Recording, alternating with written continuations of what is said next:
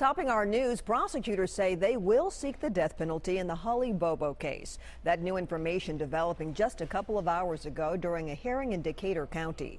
Zachary Adams, Jason Autry, and Dylan Adams are charged with aggravated kidnapping, aggravated rape, and premeditated murder of the 20-year-old nursing student more than 4 years ago. All three suspects were in court this morning and pleaded not guilty to the new charges. The two brothers, Zach and Dylan Adams, will also be appointed additional attorneys to help them prepare for the death penalty case. We'll have more on these latest developments in the Bobo case coming up later today, beginning on News Channel 5 at 4. More divers are joining a massive rescue effort in China where a cruise ship capsized.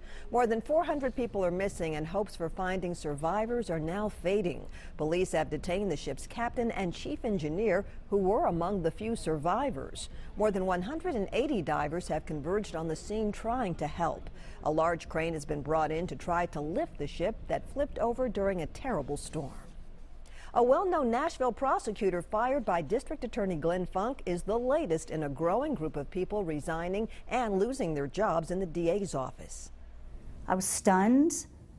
I'm very saddened by this. Mostly stunned that he would not let me know face to face.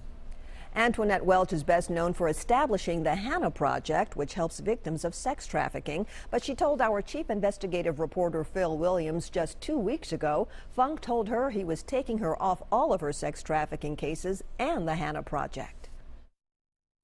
And he said, well, you're just not going to be involved in it anymore. And I said, General Funk, the Hannah Project is my project. And his response to me was, not anymore. And you must have been floored. I was devastated. The Hannah Project is so close to my heart. Sorry. My passion is helping victims in sex trafficking. I love it. These people need a voice. Welch was fired on Sunday by way of an unsigned letter delivered to her home. She told News Channel 5 Investigates she was not given a reason for her firing. We called the DA's office but have not heard back from them. To see more of Phil's interview with Antoinette Welch, go to our website, newschannel5.com. And finally, a British television network is now apologizing today for causing a royal scare about Queen Elizabeth's health. That bit of breaking news came in a tweet from the BBC saying the 89-year-old monarch had been rushed to the hospital. The tweet said Her Majesty was currently being treated at King Edward Hospital in London and that more details would be coming soon.